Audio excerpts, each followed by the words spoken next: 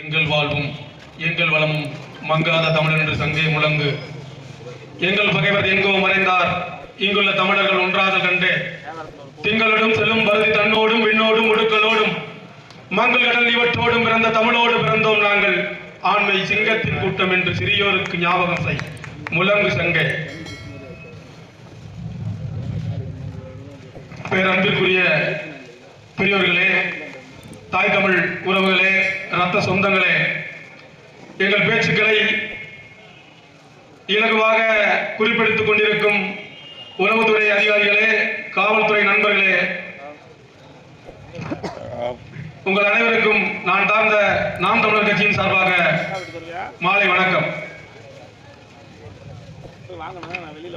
6 லட்சம் வடமாநிலத்தவர்களுக்கு வாக்குரிமை வழங்கக்கூடாது.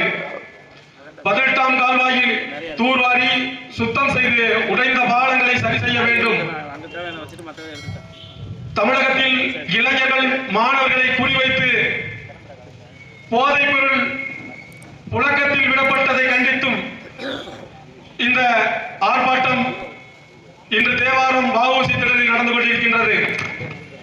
6 லட்சம் வடமாநிலத்தவர் என்பது சிறிது காலங்களுக்கு முன்பாக இந்திய தேர்தல் ஆணையம் ஒரு வாக்குச்சீட்டை வெளியிட்டது. அதில் பீகார் என்ற மாநிலத்தில் கிட்டத்தட்ட 36 லட்சம் பேர் பீகார் மாநிலத்தில் இருந்து வாக்காளர்களாக இருந்தவர்களை நீக்குகிறார்கள். 36 லட்சம் பேரை நீக்குகிறார்கள். அதன் காரணம் என்னவென்று பார்த்தால், அங்கிருந்து வந்தவர்களில் 6 லட்சம் பேருக்கு இங்கு வாக்குரிமை கொடுக்கப்படுகிறது. 6 லட்சம் பேர் மட்டும்தானா அப்படின்னு பார்த்தா கிடையாது. தமிழகத்தில் ஏறக்குறைய 2 கோடி பேர்கள், 2 கோடி வட இந்தியர்கள், இந்தியாக்காரே தமிழகத்திற்குள் 2 கோடி பேர் உள்ள நுழைஞ்சிட்டார்.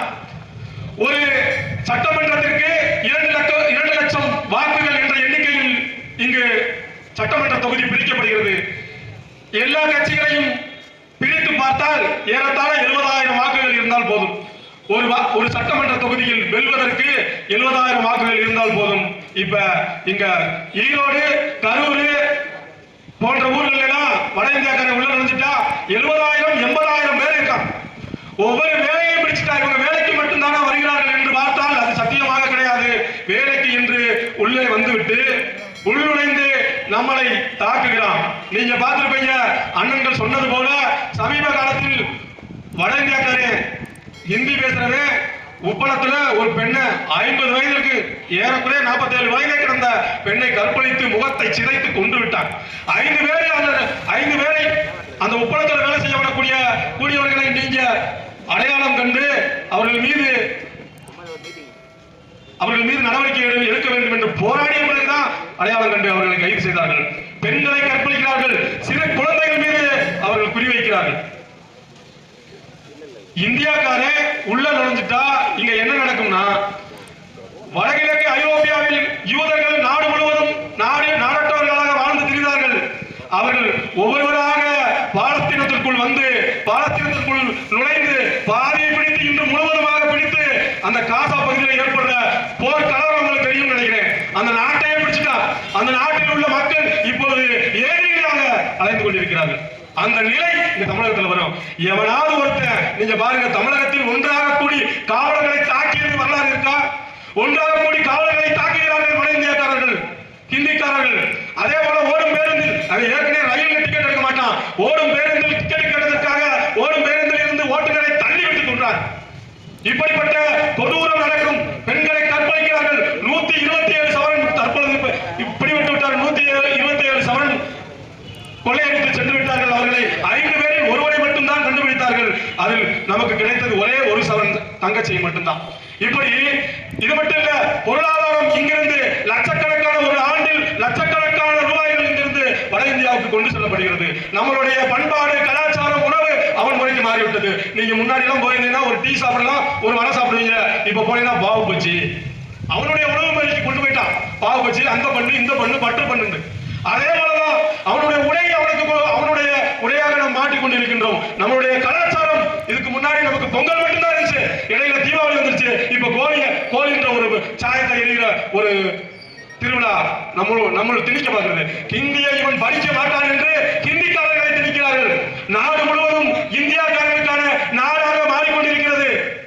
1938 மொழிப்போர் வந்த போதே தனிநாடு கேட்ட நாடு இந்த தமிழ்நாடு. இப்பொழுது வரை நாம் தனிநாடு கேட்டுக்கொண்டிருக்கிறோம். தமிழர்களுக்கான நாட்டை கேட்டுக்கொண்டிருக்கிறோம். ஈழத்தில் மட்டும்தானா? 38 மொழிப்போரும் அப்படித்தான். அதுபோல இங்க ஊழல் லஞ்சம் ஏதாவது ஒண்ணு இருக்கா? 10.25 லட்சம் கோடி கடன் இருக்கு. தமிழகம் 10.25 லட்சம் கோடி. ஒன்று இல்ல உங்ககிட்ட கேட்காம 10.25 லட்சம் கோடி. சரி, இவ்வளவு கடன் இருக்கு, ஏதாவது ஒரு துறையை சரியா வச்சிருக்கியா? 4 முறை மின்சார கட்டண உயர்வு ஏற்றின கடன் இல்லாம இருக்கா? 28,000 கோடி கடன் இருக்கு. அதே போல பேருந்து பாத்தீங்கன்னா போக்குவரத்து துறை கடன்ல தான் இருக்கு. இலவச போக்குவரத்து எதுக்கு என்ன மாதிரி கொடுக்குற? யாரை கட்டி கொடுக்குற? நீயே கடன்ல ஓடிட்டு இருக்க. அந்த பேருந்தை உன்னால பயணிக்க முடியுமா? ஒரு பள்ளி மாணவி ஓடி செல்கிறார், இலவச பேருந்துல ஏறதுக்கு ஓடி செல்கிறார், நிறுத்தாம ஓடிட்டு போற. எவ்வளவு பெரிய அவமானமா இருக்கு. அந்த பிள்ளைக்கு கீழே விழுந்து செத்துருச்சுன்னா என்ன செய்வேன்? ஒவ்வொருத்தோடு ஒரு குழந்தையும் 2 குழந்தையும் பெற்று படாத பாடுபட்டு பிள்ளைகளை வளர்த்துக்கிட்டு இருக்கா. நீ அவ்வளவு கேவலப்படுத்துற. அதுபோல இளைஞர்கள் மாணவர்களை குறி வச்சு இங்க சாராயம் மட்டும் இல்ல, என்ன போதைப் பொருள்னே தெரியல. ஒவ்வொரு போதைப் பொருள் பெயர் சொல்ல முடியாத அளவுக்கு அந்த போதைப் பொருளை அவர்கள் நடத்துகிறார்கள். அந்த மாணவர்கள் மத்தியில் கொண்டு போய் சேர்க்கிறாங்க. தமிழ் இளைஞர்கள் மாணவர்கள் விழிப்புணர்வு பெற்றுவிடக்கூடாது. இந்தியாக்காரை உள்ள வந்துடுவான். இங்க இருந்த திராவிட திருட்டு அண்ணன் சொன்னது போல திராவிடமும் ஆரியமும் ஒரு நாள் சங்கமிக்கும். முத்துராமலிங்க தேவர் சொன்னது போல திராவிடமும் ஆரியமும் ஒரு நாள் சங்கமிக்கும். அதைத்தான் இவன் செய்யறான். வட இந்தியாக்காரனை உள்ள கொண்டு வரான். இங்க இருந்த திராவிடர்கள் அவனை ஆதரித்து தங்களுடைய வாக்கு வங்கிகளை இங்க வச்சுக்கணும். இங்க இருக்கிறவனுக்கு போதையிலேயே ஊறி திளைக்கிறான். போதையிலேயே என்ன செய்யணும்னே தெரியல. நீங்க பாருங்க, சாலை விபத்துக்கள் இந்த ஜனவரியிலிருந்து ஜூன் மாதம் வரை நடந்த சாலை விபத்துக்கள் போக்குவரத்து துறையை அறிவிச்சிருக்கு. 26,805 சாலை விபத்துக்கள். இதில் 17,000 சாலை விபத்துக்கள் சாராயத்தினால் மட்டும் வந்திருக்கு. இது செத்தவர்கள் அதில் 20,000க்கும் மேற்பட்டவர்கள் இறந்திருக்கிறார்கள். நீ குடிக்க வச்சு அந்த கணவனை அந்த மாணவனை கொண்டு விடுற. அவனுக்கு அவனோட தாய்க்கும் அவனுடைய மனைவிக்கும் 1000 ரூபாய் கேவலம் பிச்சை காசு உரிமை தொகைன்னு சொல்லிட்டு 1000 ரூபாய் அவன் கையில் கொடுக்குற. அவனை தானே எடுத்த காசு கொடுக்குற. இதை இலவசம் சொல்லிக்கிற உரிமைன்னு சொல்றேன். இப்படிப்பட்ட கேவலமான நிலையில இருக்கு. எது வந்து ஊழல் லஞ்சத்துக்கு தேவாரம் பேரூராட்சி நான் சொல்றேன். தேவாரம் பேரூராட்சியில இந்த இடத்துல ஒரு ஆர்வ வாட்டர் நீங்க பார்த்துருப்பீங்க. இதுக்கு முன்னாடி வந்திருக்கும் போது போக்குவரத்துக்கு இடையூறாக இருக்குன்னு சொல்லிட்டு ஆர்வ வாட்டர் அந்த ஒரு தீர்மானம் போடுறான். இந்த தீர்மானத்துல 2.25 லட்சம் ரூபாய் இந்த ஆர்வ வாட்டருக்கு சரி செய்யறதுக்கு 2.25 லட்சம் ரூபாய். இதே போல 6 இடங்கள்ல இருக்கு. 6 இடங்கள்ல 2.25 லட்சம் ரூபாய் வாங்கல. 13 லட்சம் சில்லற ரூபாய் வந்து ஒவ்வொரு ஆண்டும் 13 லட்சம் சில்லற ரூபாய் ஒவ்வொரு ஆண்டு எடுக்கிறான். இந்த தீர்மானம் போடும்போது சரி செய்யணும்ன்ற பேர்ல முதல் தீர்மானம், கடைசி தீர்மானம் எப்படின்னு பாத்தீங்கன்னா போக்குவரத்துக்கு இடையூறா இருக்குன்னு சொல்லிட்டு இந்த கட்டணம் கட்டக்கூடிய சங்கத்துக்காரங்க கிட்ட காசை வாங்கிட்டு இதை தூக்கிட்டான். இதை எங்க போய் இந்த ஆர்வம் வச்சிருக்கான்னு தெரியல. இது போல பல லட்சம் ரூபாய், பல கோடி ரூபாய் சொல்லலாம். தார்ச்சாலை இங்க நீங்க வன மீட்பு பூங்கா, இங்க மேற்கு தேவாரத்துல வன மீட்பு பூங்கான்ற பேர்ல இங்க இருக்க குப்பை கழிவுகளை கொண்டு போய் கொட்டான்.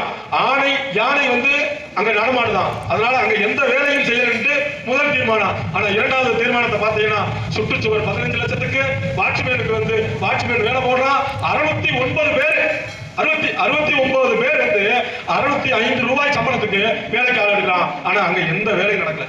இது போல நீங்க 150 கண்டுகள் மரக்கன்றுகள் வந்து தேவாரத்துல சிங்கப்பூர் மகல் பக்கத்துல இருக்கிற பூங்காவளையும் பெட்டிக்குப் பூங்காவளையும் பூங்கான்ற பேர்ல பூங்கா அமைச்சிருக்காங்க. பல லட்சம் ரூபாய் அடிச்சிருக்கான். அதுல ஒண்ணுமே தெரியல. அந்த பூங்காவில 150 மரங்கள் நட்டதாக சொல்லிட்டு 1,60,000 ரூபாய் எடுத்திருக்கான். மரமே இல்லைங்க. இதே போல பல லட்சம் பல கோடி ஒவ்வொரு ஊருக்கும் ஒவ்வொரு பேரூராட்சிக்கும் ஒவ்வொரு ஊராட்சிக்கும் பல லட்சம் கோடிகளை கொள்ளையடிச்சு வச்சிருக்கான். விளக்கு எரிஞ்ச பல லட்சம் ரூபாய் அடிச்சு வச்சிருக்கான். இப்படி இங்க இருக்கிற கட்சிக்காரர்களும் அரசு அந்த செயல் அலுவலர் அரசு ஊழியர்கள் இப்படி பல லட்சம் கோடிகளை கொள்ளையடிச்சு வச்சிருந்தா நாடு எப்படி கடன்கள் இல்லாம இருக்கும்? கேடு கட்டு போய் இந்த திமுக ஆட்சியில கேடு கட்டு போயிருக்கு. இப்ப நம்ம இங்க பேச வேண்டியது பாத்தீங்கன்னா திமுகவை சாத்தணும், திமுகவை சரிக்கணும்னா யார பேசணும்? நீங்க நல்லா தெரிஞ்சுக்கங்க. அண்ணே சரியா வச்சிருக்காரு. திமுகவை பேசணும்னா விஜயை தான் பேசணும். ஏன்னா திராவிட கட்சிகளுக்கு முட்டு கொடுக்க செய்ய வேண்டிய வேலை. நீங்க நினைக்கலாம் கொள்கை எதிரியாக திமுகவை விஜய் அவர்கள் சொல்லிவிட்டார் என்று. அப்படி எல்லாம் கிடையாது. எவனுக்கு எதிராக பேசுறானோ அவனுடைய எதிரான வாக்குகளை வேற யாருக்கும் சிதறாம திமுகவுக்கு வாங்கி கொடுக்கின்ற வேலையை தான் இங்க விஜய் அவர்கள் செய்து கொண்டிருக்கிறார். கேடுகட்ட அணில் கூட்டம் இந்த கூட்டம். தளபதி தளபதி தளபதி டிவிக்கே தளபதி தலைவலி தலைவலி. டேய், தளபதினா யாருன்னு தெரியுமா? தளபதி யாருன்னு தெரியுமா? ஆணையரவு போர் தெரியுமா? ஆணையரவு போர் 40,000 இலங்கை ராணுவ வீரர்கள் 40,000 இலங்கை ராணுவ வீரர்கள் ஆணையர்களுக்குள் அந்த தளத்திற்குள் நின்று கொண்டிருக்கிறார்கள். 1200 பேரை கொண்டு ஒரு தளபதி அந்த இடத்திற்கு நகர்கிறார். அந்த இடத்தை எப்படியேனும் பிடித்துவிட வேண்டும் என்று இந்த தளபதி 1200 பேரை கொண்டு உள்ளே நுழையும் போது வாக்கி டாக்கியில் சிங்கள ராணுவ வாக்கி டாக்கியில் அங்கு ஒரு ஒளி கேட்டுக்கொண்டிருக்கிறது. விடுதலை புலிகள் முன்னேறுகிறார்கள், விடுதலை புலிகள் முன்னேறுகிறார்கள், வந்து விட்டார்கள், முன்னேறி கொண்டிருக்கிறார்கள். நீங்கள் மேல் நோக்கி சென்று தாக்குங்கள் என்று கூறுகிறார்கள். தாக்குதல் நடந்து கொண்டிருக்கிறது. பின்வாங்குகிறார்கள். சிங்கள இனவரி ராணுவம் பின்னோக்கி சென்று கொண்டிருக்கிறது. 1200 பேரை கண்டு 40,000 போர் வீரர்கள் பின்னோக்கி செல்கிறார்கள், சென்று கொண்டிருக்கிறார்கள். சிங்கள இனவரி ராணுவத்தை தாக்குதலில் தாக்கி அழித்துவிட்டு அழித்துவிட்டார்கள். 1200 பேரை கொண்ட அந்த விடுதலை புலிகள் தாக்கி அழித்துவிட்ட பிறகு அனைத்து போராளிகளும் அனைத்து தளபதிகளும் அந்த 1200 பேருக்கு தலைமை தாங்கிய தளபதி பால்ராஜை பாராட்டுகிறார்கள். அப்படி பாராட்டுகிறார்கள். ஆனால் தலைவர் பிரபாகரன் இடத்தில் இருந்து ஒரு பாராட்டு கூட கிடைக்கவில்லை. இதை தலைவர் பிரபாகரன் பாராட்டவில்லை என்று சங்கடப்படுகிறார். தளபதி பால்ராஜ் சங்கடப்படுகிறார். அந்த நேரத்தில் தலைவர் பிரபாகரன் கூப்பிட்டு இந்த ஒளியை நீ கேட்டுப்பார் அப்படி என்று சிங்கள இனவரி ராணுவம் அந்த வாக்கி டாக்கியில் பேசிய அந்த ஒளி அங்கு ஒளிபரப்பப்படுகிறது. அதில் கூறுகிறார், சிங்கள இனவரி ராணுவ தளபதி சொல்கிறான், ஏன் 40,000 பேர் சேர்ந்து 1200 பேரை நீங்கள் அழிக்க முடியவில்லை என்று கேட்கும் போது அந்த தளபதியிடமிருந்து வந்த பதில், வந்தது பிரபாகரனே இல்லை, வந்தது பிரபாகரன் என்றிருந்தால் கூட நான் சமாளித்திருப்பேன், வந்தது எமகானகன் பால்ராஜ், தளபதி பால்ராஜ் என்று அந்த இனவரி ராணுவ தளபதி சொல்கிறார். அப்படிப்பட்டவரை தளபதியாக கொண்டவர்கள் நாம் தமிழர் கட்சி பிள்ளைகள். நாங்கள் ஒருவரும் உங்களை விடமாட்டோம். அணில் கூட்டம் ஓட இடம் தெரியக்கூடாது. 2026 விஜய் என்ற பெயர் கூடாது. நீ சினிமா படம் நடிக்க பாருங்க. என்னை விட இந்த தேவாரத்தில் ஒரு விஜய் ரசி எவனும் கிடையாது. நான் சொல்றேன், உன்னை அடிச்சு வரட்ட நாங்க இருக்கோம். நாம் தமிழர் கட்சி நாங்க இருக்கோம். அப்படிப்பட்ட பிள்ளைகள் இந்த கோரிக்கைகளை முன்னெடுத்து வந்திருக்கிறோம். அது மட்டும் இல்ல, இந்த சாக்குளத்து மெட்டு சாலை என்பது எங்களுக்கு கனவு திட்டம். சாக்குளத்து மெட்டு சாலையை நீ தரமாட்ட. முல்லை பெரியாற்று தண்ணியிலிருந்து தண்ணி அங்க பெருக்கிறதுக்கு தண்ணி வேணும். அங்க இருக்கிற 17 மரங்களை வெட்டிவிட்டு பேடு எடையை தூர்வாரி நீரை 152 அடி தேக்க வேண்டும் என்றால் 40 ஆண்டு காலமாக தமிழ்நாடு அரசு அங்க கோரிக்கை வச்சுக்கிட்டு இருக்கு. அந்த 17 மரத்தை வெட்ட விட மாட்டேங்கிறான். ஆனா அவனுக்கு சீதனமா இங்க இருந்து போகுது லாரியா தேனி மாவட்டத்திலிருந்து லாரியா ஒவ்வொரு இடத்துல இருந்து கல்லும் மண்ணும் சீதனமா அனுப்பிச்சுட்டு இருக்கான். இதை விட ஒரு கேரள திமுக அரசுக்கு வேணுமா? இதை ஒழிக்க வேண்டாமா? குறிப்பெடுத்துக்கங்க. காவல்துறை அதிகாரிகளே, உளவுத்துறை நண்பர்களை குறிப்பெடுத்துங்க. நாங்க ஏதோ ஒரு ஏளனமாக பேசிவிட்டால் குறிப்பெடுக்கிற நீங்கள் இதையெல்லாம் குறிப்பெடுத்து வையுங்கள். இதை குறிப்புகளை கொண்டு போய் தேவாரம் பேரூராட்சியில் இவ்வளவு ஊழல் நடந்திருக்கு, தேனி மாவட்டத்திலிருந்து இவ்வளவு தற்கொலும் மனதும் கொள்ளையடித்துக் கொண்டு கேரளாவுக்கு போகிறார்கள் என்று நீங்கள் குறிப்பெடுத்து வைத்துக் கொள்ளுங்கள் என்று கூறி இந்த கோரிக்கைகளை நிறைவேற்றும் வரை நாங்கள் போராடுவோம் என்று கூறி விடைபெறுகிறேன். நன்றி, வணக்கம். நாம் தமிழர்.